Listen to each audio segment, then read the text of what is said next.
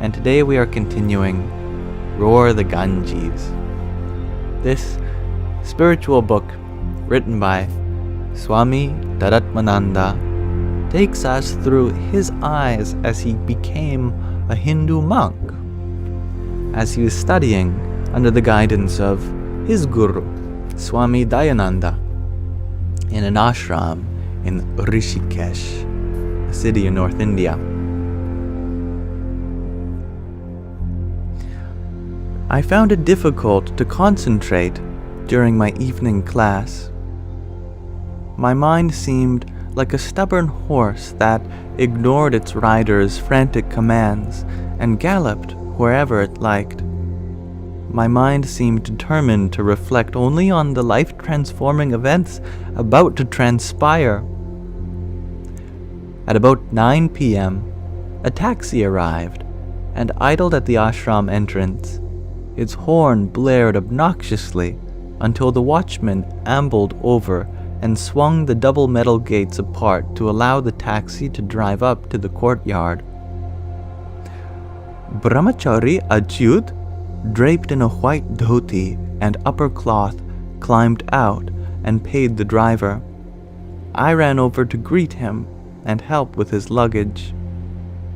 Achyut's appearance had not changed since I last saw him at the Coimbatore ashram a few years ago. Although he was well into his 40s, he possessed the vitality of a much younger man. His silver-gray beard, trimmed closely to his face, contrasted with his dark skin and black-framed spectacles. He seemed surprised to find me back in Rishikesh. We spoke briefly before walking together to the office where Swami Sudhananda was waiting. Achyut bent down to touch the Swami's feet.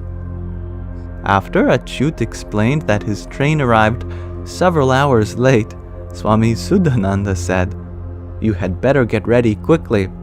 Swami Dayananda wants to see both of you after satsang." "Both of us?" Achyut exclaimed. His eyes grew wide, and a big grin spread across his face. "Now I know why you have come back here," he said, embracing me heartily. Both Achyut and our protagonist Mark are going to be initiated into Sannyasa Renunciation. I walked with Achyut to his room, lugging his bulky suitcase. I left him to bathe and change clothes. We met a short time later outside of Swami Dayananda's cottage. The door opened and Swami Sudhananda emerged, motioning for us to enter. I followed Achyut inside and closed the door behind me, entering Swami Dayananda's large but sparsely furnished room.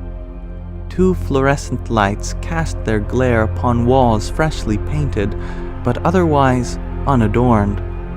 A bookshelf and reading lamp stood near a bed. A small table was covered with piles of papers, letters, books, and magazines. And next to the table sat Swami Dayananda on an upholstered chair. We prostrated before him and sat on the floor, awaiting his instructions.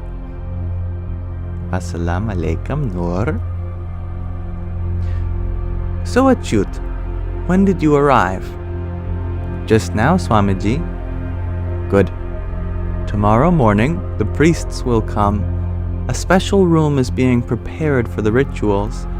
Tomorrow night, both of you will stay there chanting the Gayatri mantra. In the morning, the priests will return to perform Viraja Homa. Then, I will take you to the river for Diksha, initiation.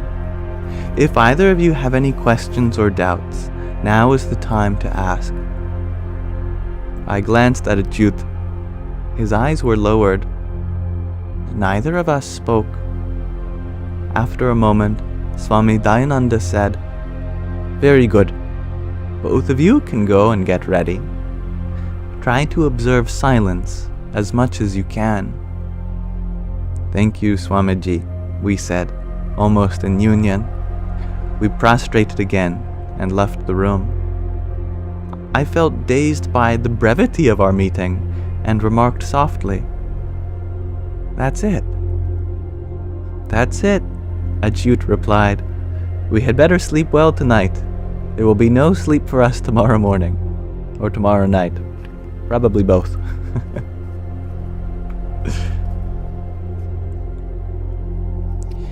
Given that short section, let's read a bit of the next chapter as well. The Road to Renunciation. Tuesday, March 21st.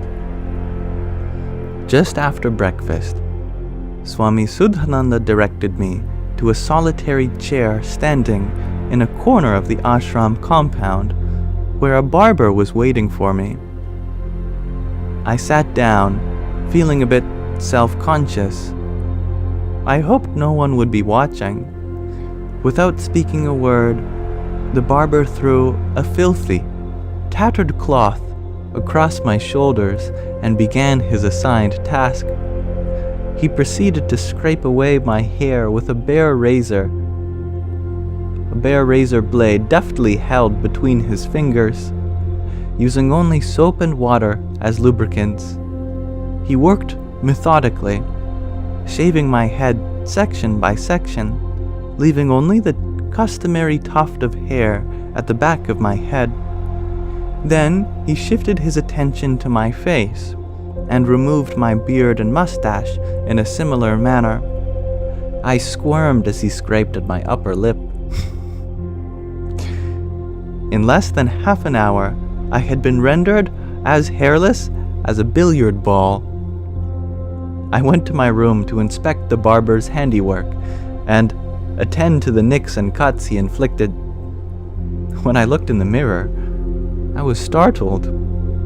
A shiny round head with protruding ears gaped at me oddly, but this strange face seemed vaguely familiar. I had seen it many times before, but not on my own shoulders. It was my father's face. The features I had inherited from him were usually obstructed or obscured by my facial hair. For a moment, I imagined it was my father gazing at me from the mirror and asking, "Mark, what in the world are you doing?"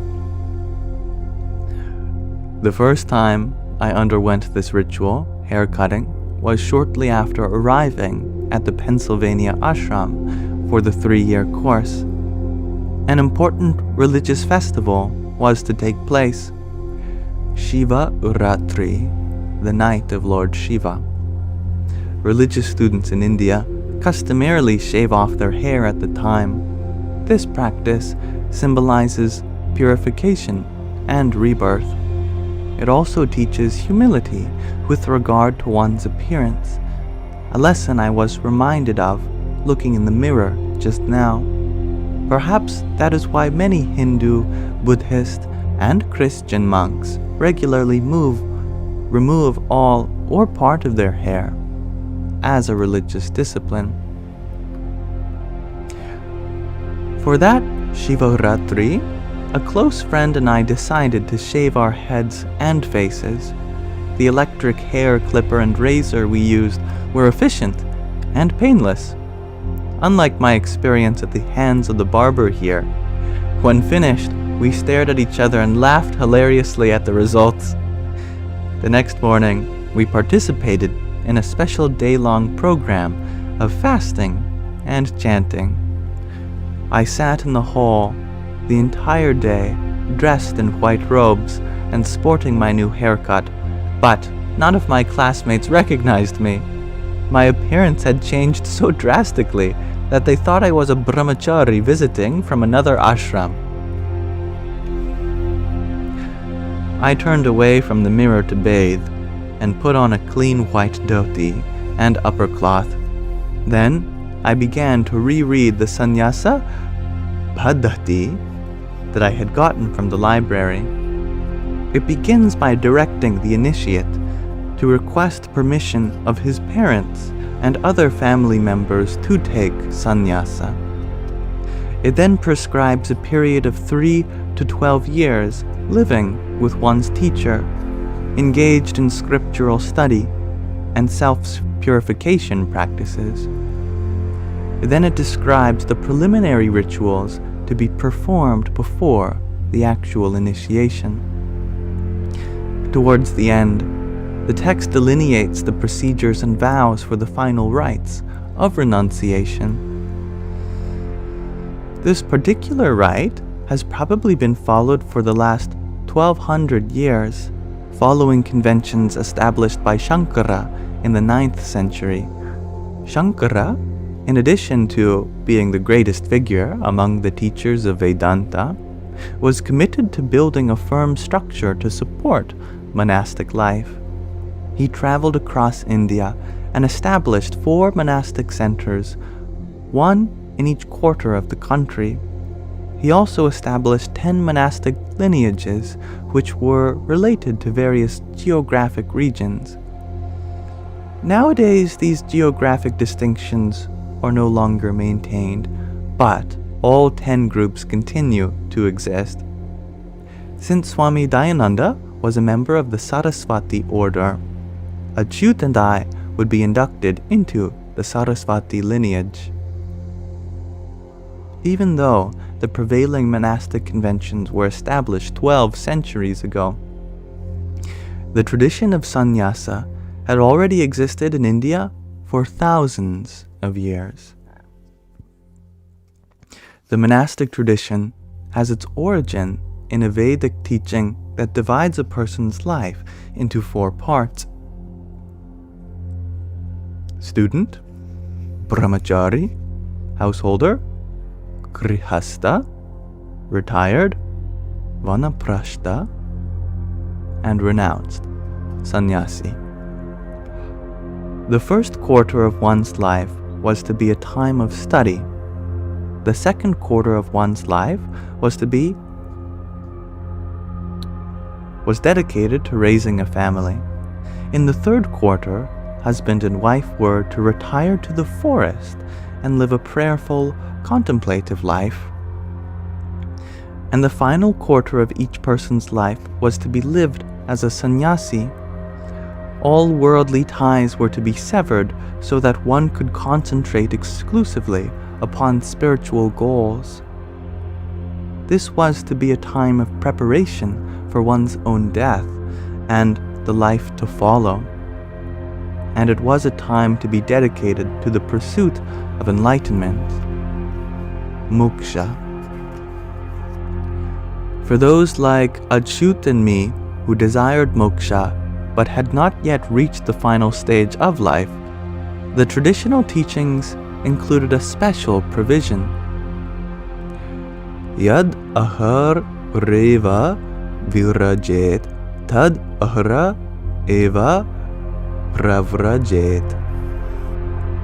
The very day one gains dispassion towards the world, one should go forth as a sannyasi, a renunciate. And we'll pause our reading there for now.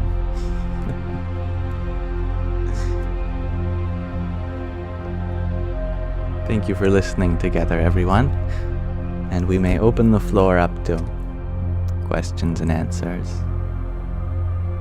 So, any chapter now, Mark shall be receiving Diksha, initiation from his guru, Swami Dayananda, and become initiated into the Saraswati order of Hindu monks. Very exciting.